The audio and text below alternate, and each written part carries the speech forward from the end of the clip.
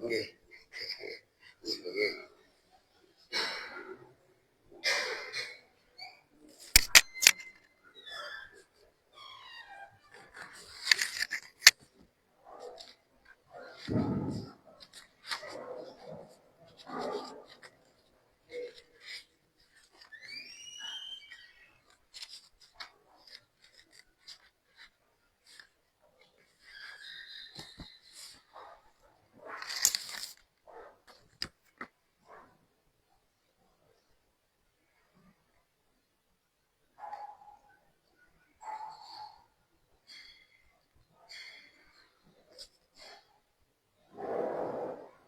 Assalamualaikum warahmatullahi wabarakatuh.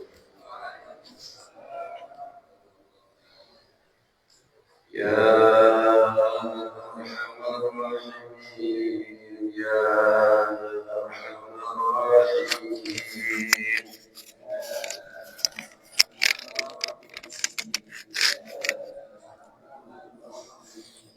Ya Arhamar Rahimin, farij ala muslimin.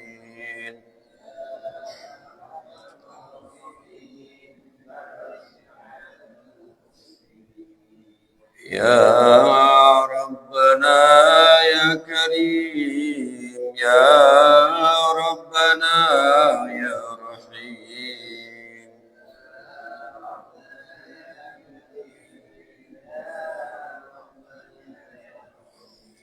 Antal jawadul halim wa anta ni'mal mu'in.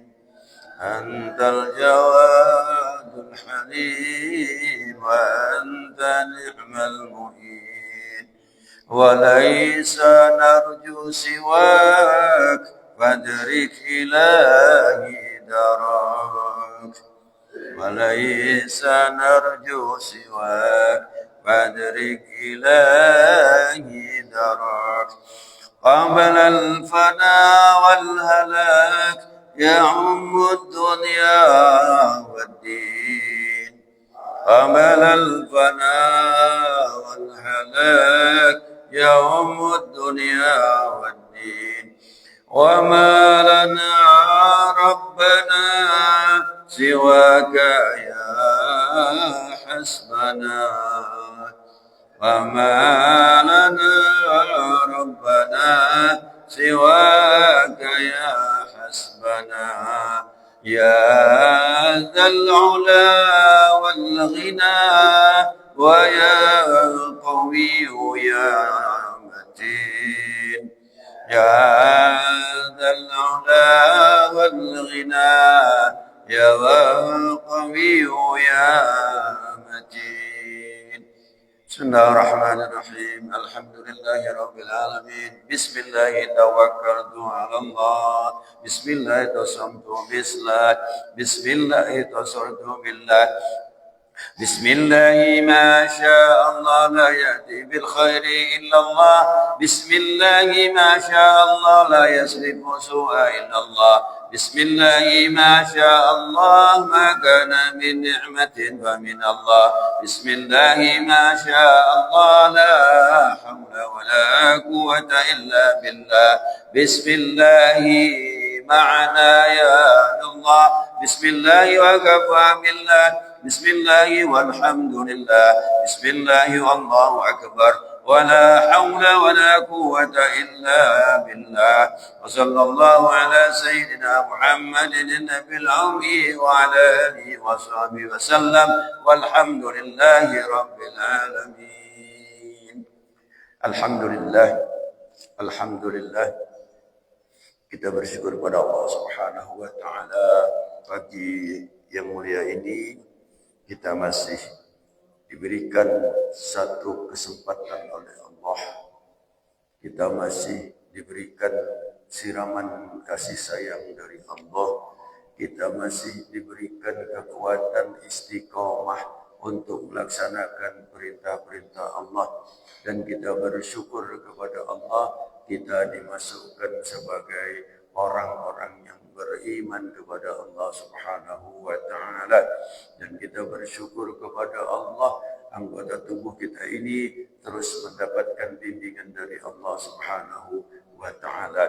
Mudah-mudahan kita diberikan oleh Allah sebagai hamba-hamba yang terus mendapatkan cahaya iman, mendapatkan cahaya Islam, mendapatkan cahaya istiqamah, mendapatkan cahaya Ar-Rahman Ar-Rahim Allah, sehingga kita mendapatkan keridhaan dari Allah Subhanahu wa taala. Salawat dan salam kita haturkan kepada junjungan kita Nabi besar Muhammad sallallahu alaihi wasallam. Mudah-mudahan hati kita terus terisi dengan cinta kepada Rasulullah sallallahu alaihi wasallam, beriman kepada Rasulullah sallallahu alaihi wasallam, dan mudah-mudahan kita terus semakin dekat kepada Allah, semakin dekat kepada Rasulullah sallallahu alaihi wasallam. Bapak-bapak, ibu-ibu yang dirahmati oleh Allah Subhanahu wa taala, hari terus berlanjut, jam demi jam terus berputar, waktu menit berputar, detik berputar terus, tapi satu saat akan berhenti, akan mandek. Nah, di saat itulah kita akan mempertanggungjawabkan apa-apa yang Allah telah titipkan kepada kita. Allah titipkan kepada kita mata, nanti akan bertanggung jawab. Allah beri telinga, akan bertanggung jawab. Allah beri tangan, akan bertanggung jawab. Semua itu sentralnya nanti adalah pada otak, pada pikiran. Kemudian pikiran ini akan terjadi kekuatan sehingga dia akan berada pada satu penilaian Allah, yaitu hati manusia.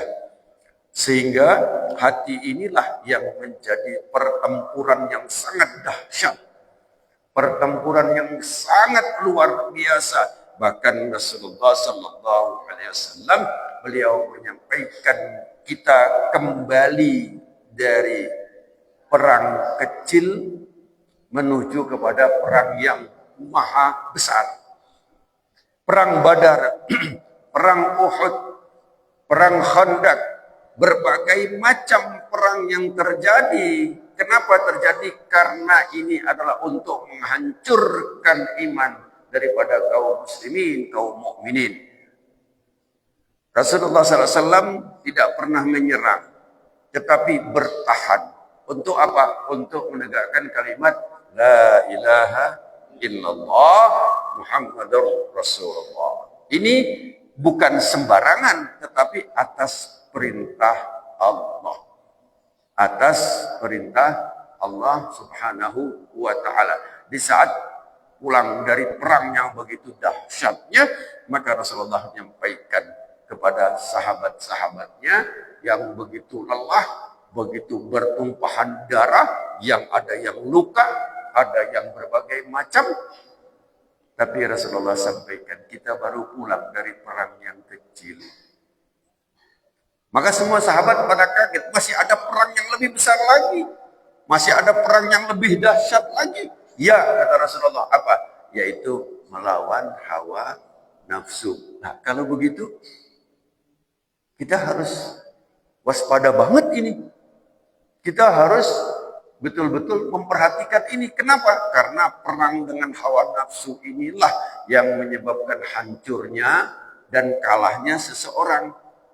Seorang hamba akan hancur apabila dia jatuh kalah daripada perang hawa nafsu. Nah, perang ini akan didukung oleh syaitan laknatullah, karena syaitan sudah berjanji dan sudah mengibarkan bendera perang itu dan sudah munajat kepada Allah, aku akan rusak, aku akan hancurkan, aku akan binasakan, aku akan tipu dia. Siapa? Yaitu orang-orang yang ingin mendekat kepada Allah Subhanahu wa taala, orang-orang yang beriman kepada Allah Subhanahu wa taala.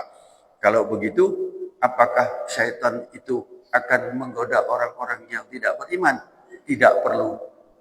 Jadi syaitan pekerjaannya agak ringan, Pak. Kenapa? Karena tidak semua manusia, tetapi yang akan digoda adalah orang-orang yang beriman kepada Allah Subhanahu wa taala. Mari kita baca kalimat ini. pelan-pelan, dan kita nyatakan bahwa kita kibarkan bendera perang. Baca sama-sama. A'udzu billahi minasyaitonir rajim. A'udzu billahi minasyaitonir rajim. Aku berlindung kepada Allah. Aku mohon penjagaan Allah dari godaan, dari tipu daya, dari berbagai macam cara. Dari siapa? Yaitu syaitan yang terkutuk. Nah, di sini kita tidak bisa lepas. Kenapa? Karena syaitan ini sudah mempunyai sebuah program, mempunyai satu cara, strategi yang luar biasa. Nah, di sini kita minta kepada Allah, ya Allah, Engkau yang maha kuat. Tadi kita membaca la haula wala quwata illa billah. Sehingga di saat kita keluar rumah, ini jangan sampai kita lepas membaca doa bismillah. Monggo sama-sama. Bismillah. Tawakkaltu 'ala Allah. La haula wala quwata illa billah. Nah, disinilah kita minta kepada Allah. Bismillah, dengan namamu ya Allah, kepadamu ya Allah. Bismillah. Tawakkaltu, aku berserah diri kepadamu ya Allah. Tawakkaltu 'ala Allah, kepada Engkau ya Allah.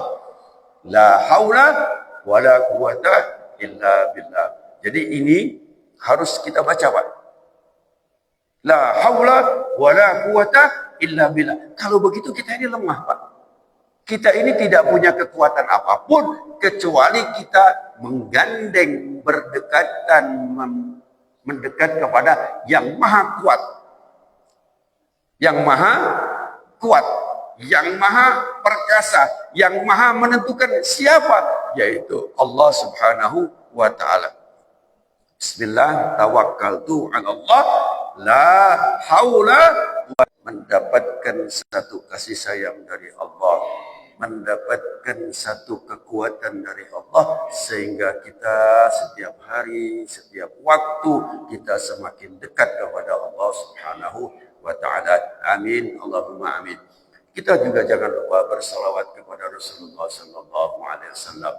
Allahumma salli wa sallim ala sayyidina Muhammad wa ala ali sayyidina Muhammad. Bapak-bapak rahimakumullah, kajian lanjutan kita adalah, kita sudah paham kemarin, mulai dari ini sudah kepala, ya toh, belum saya uraikan dalamnya, kemudian leher, kemudian rongga dada, ada dua organ yang sangat penting, belum kita bahas.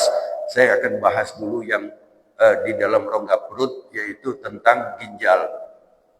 Udah dibahas belum tentang ginjal? Belum ya? Yang pertama, ginjal itu fungsinya apa sih?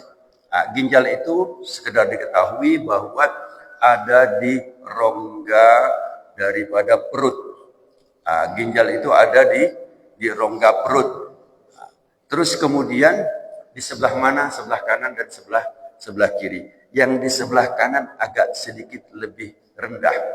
Jadi kalau melihatnya itu 1, 2, ini malah yang kanan lebih rendah. Kenapa? Karena yang di sebelah kanan ini ada namanya liver atau hati. Hati kita ada berapa, Pak? Ada 4. Sebelah kanan yang lebih gede, yang lebih besar.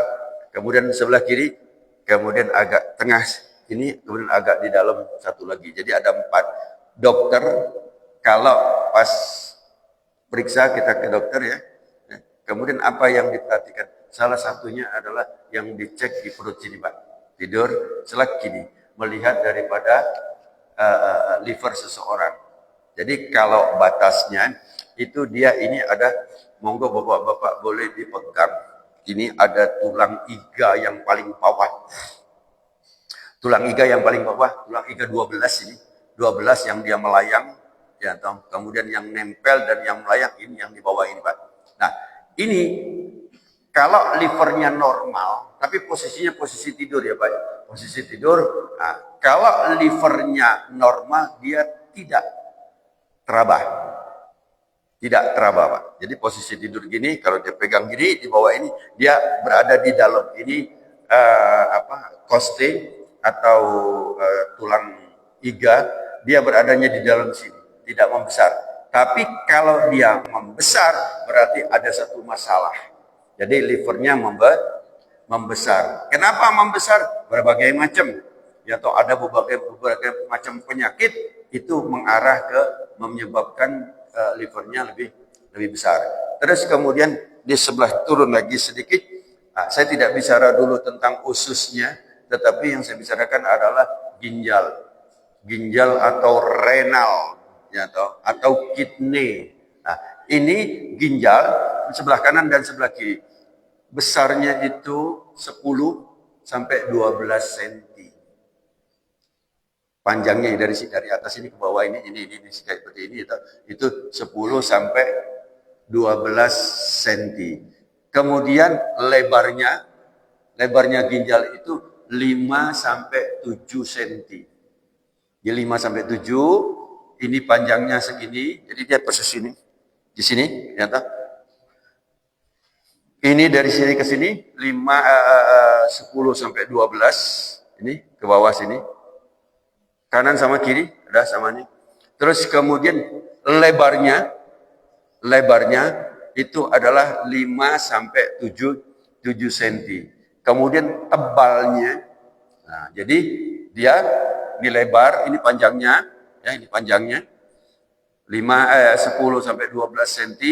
Terus kemudian lebarnya dari yang ke sini, dari yang ini ke sini lebarnya itu adalah 5 sampai 7 cm. Tebalnya, ini ada ketebalannya.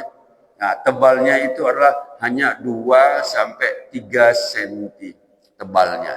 Terus kemudian beratnya.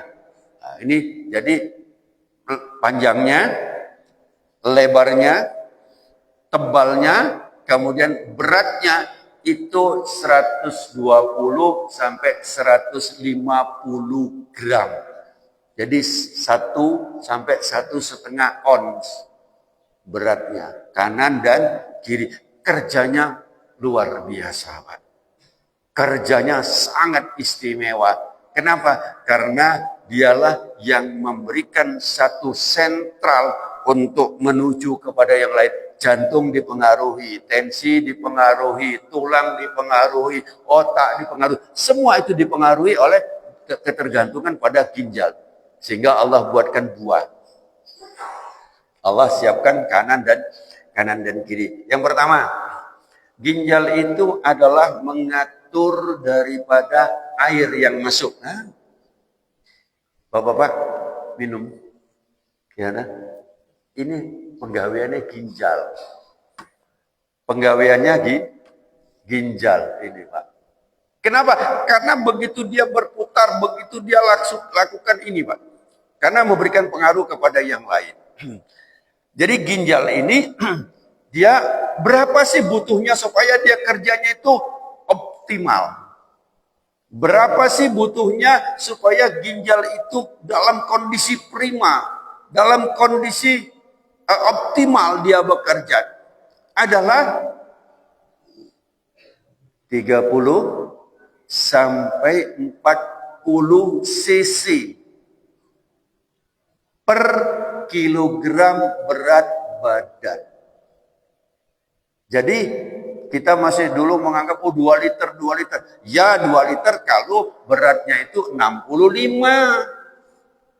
Kalau 70 2100. Kalau hanya 60 berarti 1830 kalau kita Malang ya. Tapi kalau Surabaya naikkan 35. Kenapa? Karena pengeluaran juga lebih banyak. Pengeluaran melalui keringat, melalui kencing, melalui apa? Pernafasan. Jadi pengeluaran cairan itu pernapasan, kulit, kemudian urin. Air yang dibutuhkan adalah 30 sampai 40. Kalau kita ya 30, 31 lebih kurang itulah. Jangan kurang dari 30. Usahakan jangan kurang dari 30. Ini kebutuhan daripada air. Air apa saja, monggo yang dalam bentuk air kalau diuraikan jadi air itu masuk. Termasuk sayur bening, sayur sop, ya, itu masuk. Ya, karena dia nanti di dalam ini dia termasuk H2O nanti diuraikan. Kemudian di dalamnya juga ada mineral-mineral. Terus kemudian air ini yang masuk ke dalam ginjal kita, ya masuk ke dalam ginjal, ini dia terus membawa berbagai macam unsur. Nah, nanti dibawa di sini, dibawa yang ini. Yang kedua, air ini kemudian dia bisa bawa ke apabila dia masih bagus, apabila dia masih dipakai, apabila dia masih berguna, maka ditarik kembali, ditarik ke jantung, kemudian diputar ke seluruh tubuh sesuai dengan porsinya. Sesuai dengan porsinya. Artinya apa? Kalau membutuhkan makanan pada tulang, nanti di sini ada makanan pada tulang, itu yang dimana ada namanya mineral, namanya kalsium dalam bentuk mikro. Ini dia menyatu dengan air, ya, terus kemudian ditarik ke jantung, dari jantung nanti disebarkan, itu masuk ke kebutuhan ginjal. Sehingga orang yang minumnya dengan baik, plus dengan ada makanan yang juga baik, maka enggak terjadi osteoporosis, tidak terjadi tulang keropos, terutama kita pada masa tua ini mulai ada namanya penyakit tulang keropos. Supaya tidak terjadi tulang keropos, maka salah satunya adalah kita jaga kebutuhan air. Bapak-bapak rahimakumullah. Yang kedua, jadi tadi sudah ada dua ya. Yang pertama adalah air. Yang kedua adalah dia tadi, ginjal tadi yang bermanfaat itu ditarik kembali. Yang tidak bermanfaat itu dikeluarkan melalui urin. Yang tidak berguna atau itu dikeluarkan melalui urin. Nah, tujuan keluarkan urin tadi adalah satu, mengeluarkan racun. Yang kedua adalah memberikan keseimbangan cairan, keseimbangan.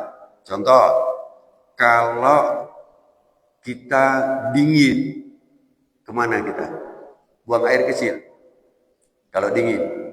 Tapi kalau panas, buang air kecilnya sedikit. Kemana? Larinya ke keringat. Ke keringat. Kemudian apalagi? Nah, ini. Kalau ginjal itu bisa ngomong. Bisa ngomong. Pengen tahu? Ginjal bisa ngomong. Nah, ginjal bisa ngomong apa? Manggil dia. Ngelak, ngelak, ngelak. Kalau kita haus, Pak, ada kering di sini. Ya. Berarti apa? Sel-sel itu manggil. Ngelak, ngelak, butuh apa? Banyu. Itu mekanisme kenapa Allah beri haus. Pernah nggak Pak mikir Pak? Nah, kenapa kok ada haus? Kenapa kok kenyang? Kenapa kok lapar? Nah, saya sampai hari ini belum mendapatkan satu lawan kata. Tapi kalau lapar lawannya kenyang. Kalau haus lawannya. Oh Pak. Seger. Atau apa? Habis mandi juga seger. Apa? Nah, sampai hari ini Bapak ada enggak? Bagus Loh, lawan haus. Kalau kering lawannya basah. Sampai sekarang saya belum dapat. Ada yang pernah dapat, dengar enggak, Pak? Apa kira-kira?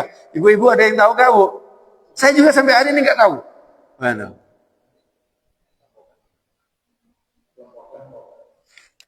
Kelompokan nggak spesifik, Pak ya? Hah? Kelompokan nggak spesifik. Ayo monggo makan, aku kenyang. Misalnya, maaf Pak, saya kenyang. Ya toh? Atau saya lapar. Kalau minum, saya haus. Monggo minum, saya. Nah, ini salah satu Pak ya, mungkin PR kita ya, perlu bahasa Indonesia apa gitu. Yang ini. Bapak-bapak rahimakumullah, ini untuk mengingat Pak. Kenapa? Loh kok dokter kok cerita bahasa untuk kita mudahkan mengingat betapa luar biasanya di dalam tubuh kita itu ada sinyal-sinyal Pak. Ada alarm-alarm Pak. Ada tanda-tanda kalau kamu kenyang mandek. Ya enggak. Ada tanda itu. Kalau ngantuk tidur. Nah, ini ada semua Pak. Ada semua alarm itu ada. Untuk apa dikasih? Kita naikkan berikutnya. Kenapa kok dikasih itu? Dikasih itu supaya apa? Supaya kita dalam keadaan sehat. Kadang-kadang kita nggak mau, kita lawan. Termasuk juga kalau puasa. Kenapa sih puasa? Lapar, haus. Nah, ternyata ada di dalam tubuh kita itu sel-sel yang rusak. Per sel-sel tubuh kita ini, Pak, kalau kita hitung tek tek tek tek tek tek, kira-kira piro? Ada yang tahu berapa? Ada antara 80 sampai 100 triliun. Bisa ngicir, Pak. Nah, itu dalam keadaan hidup. Dalam keadaan Allah pelihara, Pak. Sel-sel itu. Terus kemudian dia mati, diganti. Mati, diganti. Jadi setiap hari, setiap jam, setiap menit, setiap detik terjadi proses kematian di dalam tubuh kita. Sel-sel itu akan mati, Pak. Setiap detik. Berapa kira-kira per detik? Pengen tahu? Enggak banyak kok, Pak. 50.000 per detik. 50.000 per detik. Dari mana? Banyak, Pak. Saya mencoba untuk dari kulit Bapak begini saja. Ini berapa banyak ini kulit-kulit yang mati, yang lepas. Apalagi digaruk. Ya, ini kulit-kulit yang lepas. Belum melalui buang air besar, buang air kecil. Ya, berbagai macam. Itu. Nah, yang di dalam juga ada darah. Darah kita ada digolongkan menjadi 3. Eritrosit. Eritrosit itu darah merah. Darah merah. Oh, ada 4 mungkin ya. Ada 4 ini. Eritrosit, darah merah. Yang kedua adalah darah putih. Leukosit. Yang ketiga adalah darah pembeku, trombosit. Ada satu lagi, Pak. Untuk yang tua-tua ini perlu darah muda. Darah muda. Apa ada? Ada darah muda. Apa? Darah yang belum jadi, Pak. Jadi eritrosit itu ada lagi eritrosit. Itu sudah darah yang matang. Kalau yang belum matang, eritroblas. Jadi darah itu macam-macam, Pak. Mulai dari dia tumbuh, tek, tek, tek, tek, tek. Nah, umurnya berapa? Umurnya 120 hari.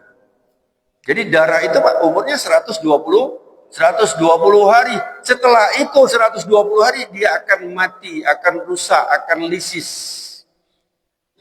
Kalau Bapak periksa urin, periksa BAB, itu ada darahnya yang keluar. Tetapi secara mikro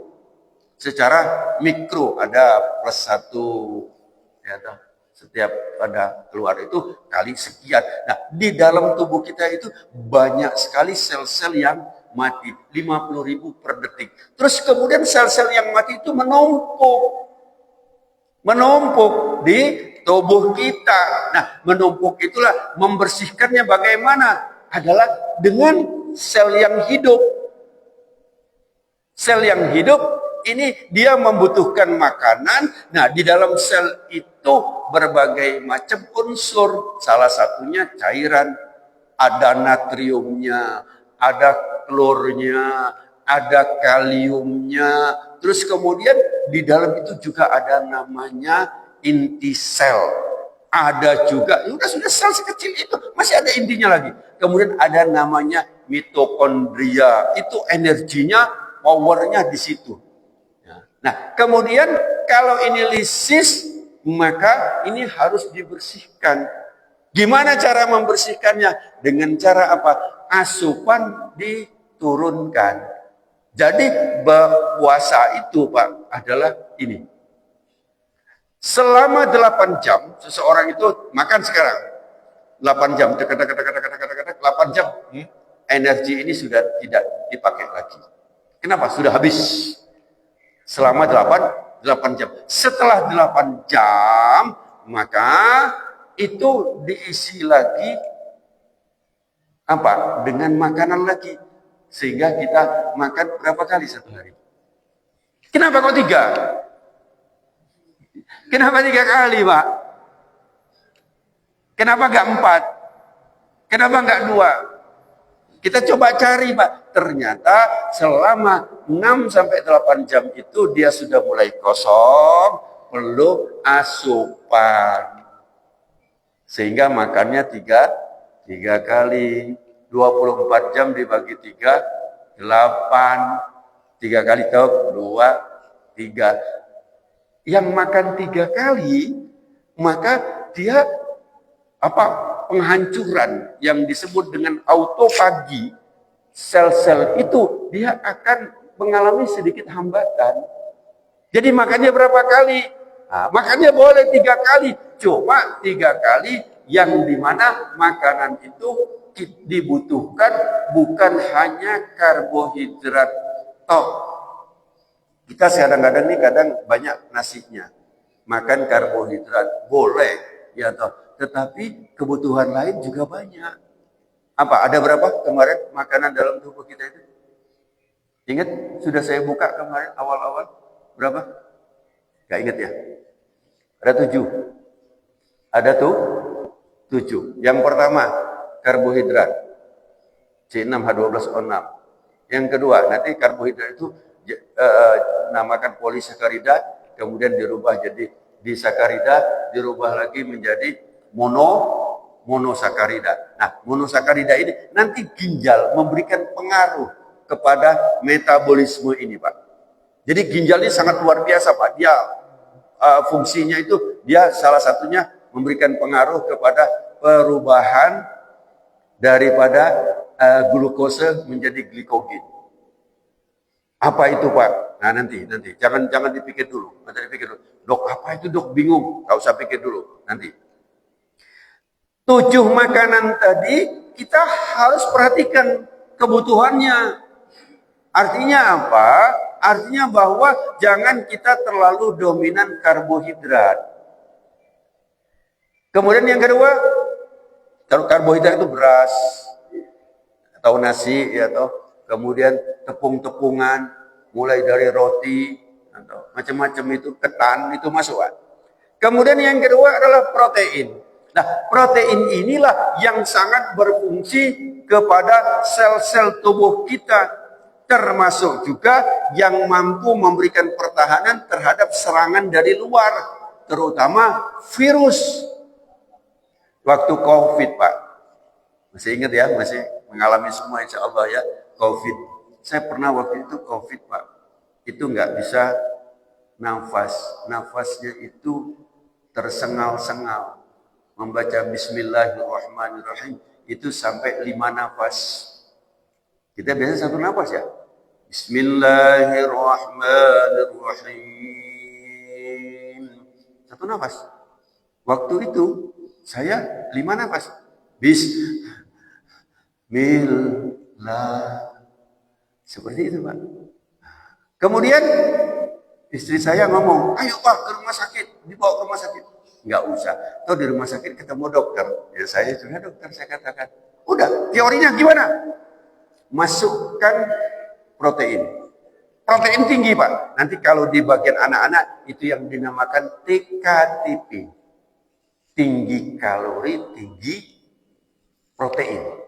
Nah, ada ditulis nanti ya, di status itu apa? Makanannya TKTP. Oh, punya KTP. TKTP. Jadi tinggi kalori, tinggi protein. Saya hantam Pak dengan protein tinggi. Apa protein tinggi? Saya makan daging sapi. Itu cukup kuat Pak. Daging sapi, kalau untuk pertumbuhan kita bagus daging sapi. Lebih bagus daripada daging ayam. Daging ayam lebih murah, lebih empuk. Ya, daging sapi itu lebih bagus. Nah terus kemudian saya apakan, kalau makan daging muntah saya nggak kuat. Akhirnya saya bikin jus. Udah pernah makan jus daging? Tetapi udah dimasak, Pak. Jangan bayangin daging yang mentah. Ya, daging itu sudah saya bikin semur, ya atau akan bikin pindang atau bikin semur itu, ya atau model kita kalau agak kental dikit krengsengan gitu. Atau dipotong-potong kemudian di blender, jus sedap. Itu apa? Memberikan kekuatan pertahanan terhadap serangan virus. Jadi bapak-bapak kalau nggak mau sakit flu disebabkan virus ya. Terus kemudian supaya virus-virus ini dan lebih banyak sekarang ini serangan-serangan virus, itu usahakan makan protein. Nah, protein itu kita bagi dua. Ada protein yang hewani, di mana daging mungkin mahal. Ya, terus kemudian ya daging ayam, monggo. Terus kemudian apa lagi? Yang nabati. Yang nabati itu apa? Kacang-kacangan. Kacang-kacangan itu adalah protein. Ini yang kedua. Kemudian yang ketiga, ini juga dipengaruhi oleh ginjal apa? Lemak. Yang ketiga. Kemudian yang keempat apa? Yang keempat adalah mineral. Mineral. Yang kelima adalah vitamin. Bapak-bapak yang usianya di atas 40 tahun, insya Allah sudah di atas 40 semua. Jangan lupa, paling tidak 1 pekan 1 kali atau 1 pekan 2 kali ini mengambil provitamin D yang ada di dalam tubuh. Kemudian harus dibantu dengan apa? Sinar matahari antara jam 7, 8, 9. Caring, betul. Sambil olahraga, dulu Pak. Saya waktu ke salah satu instansi, waktu itu saya mau ngurus ini, saya datang ke sana, nunggu apa? Senam, jam 9. Kenapa? Oh ini senam. Sekarang mana senamnya? Lupa. Senam Pak. Jadi lakukan senam. Kita ngambilnya bukan, kalau dari ini tadi saya ngambil untuk vitamin D-nya. Vitamin D itu dia memberikan pengaruh kepada tulang. Nanti kita bahas sedikit tentang fungsi daripada ginjal. Jadi berhubungan juga dengan tulang. Vitamin D. Sehingga apa? Bapak nggak mudah capek. Kaki yang kadang-kadang cenut-cenut, Pak ya, sering Pak ya, cenut-cenut, baik itu pada persendian lutut, persendian belakang, ini pada tulangnya, tolong vitamin D, Pak. Berapa lama kita cari? Gak usah lama-lama, lebih kurang 10 sampai 20 detik maksimal, 20 menit maksimal 30 menit, Pak. Usahakan kita gerak. Saya alhamdulillah saya minimal 1 pekan sekali itu saya caring selama lebih kurang 40 menit, 30 menit.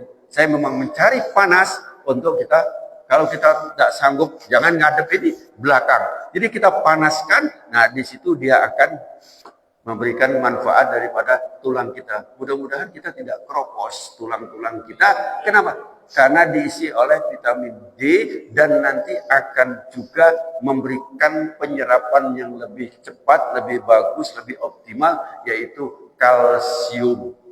fosfor yang dibutuhkan oleh tulang. Bapak-bapak rahimakumullah, jadi baru satu fungsi ginjal. Yang pertama adalah mengatur air di dalam tubuh kita dengan mekanismenya, sehingga kita perhatikan butuhkan air itu berapa banyak, 20 sampai 30 cc. Ada yang mau nanya? Ini sudah masuk waktu ini. Monggo, Pak Bos mau nanya, monggo.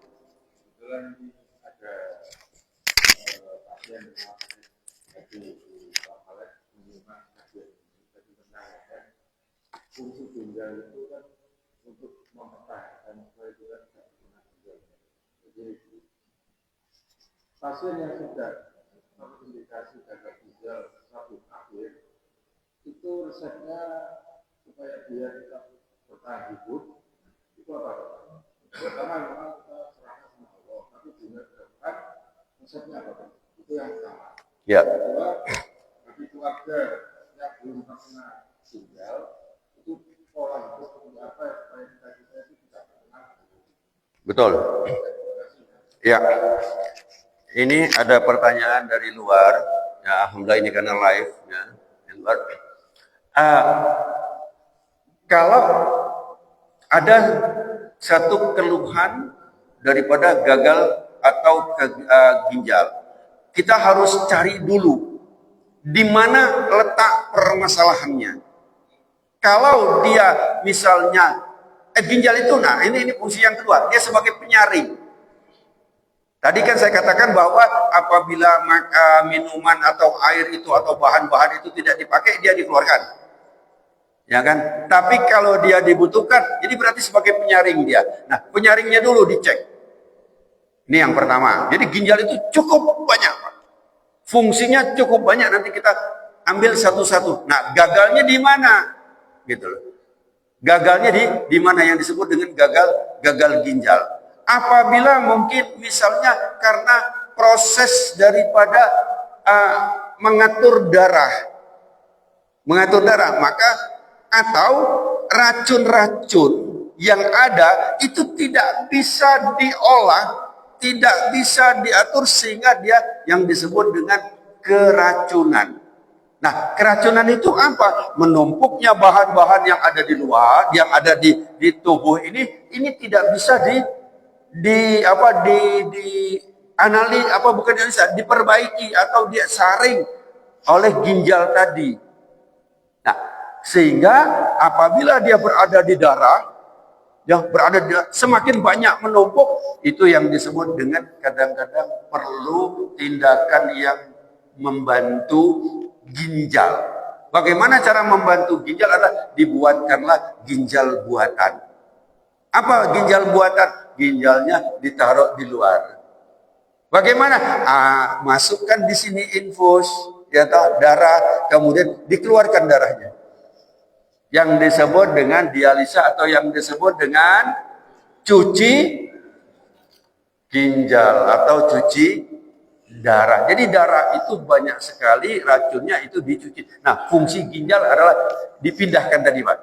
Nah, kalau itu sudah masuk stadium akhir daripada ginjal sudah tidak mampu untuk ini. Jadi kita yang masih sehat harus jaga. Nah, bagaimana cara jaganya? Ini tadi. Yang kedua, pertanyaan yang kedua. Yang kita sehat bagaimana cara menjaganya? Satu, supaya nggak jebol ginjal, supaya ginjalnya tetap berfungsi, maka perhatikan air. Kunci yang pertama, perhatikan air. Nah, air ini yang perlu kita perhatikan. Berapa tadi? Yaitu 30 sampai 40. Ini harus dihitung. Harus betul-betul dihitung, kita ngitung berat badan. Coba sekarang. Terakhir ngitung berat badan berapa? Pak Pri berapa berat badan? Terakhir kapan nimbang? Kapan? Nah, 1 bulan. Alhamdulillah. Kapan nimbang terakhir? Kemarin apa tahun lalu? Ada yang nimbang kira-kira sudah hampir 4 tahun nggak nimbang. Nah, ini harus dihitung, Pak. Supaya apa? Supaya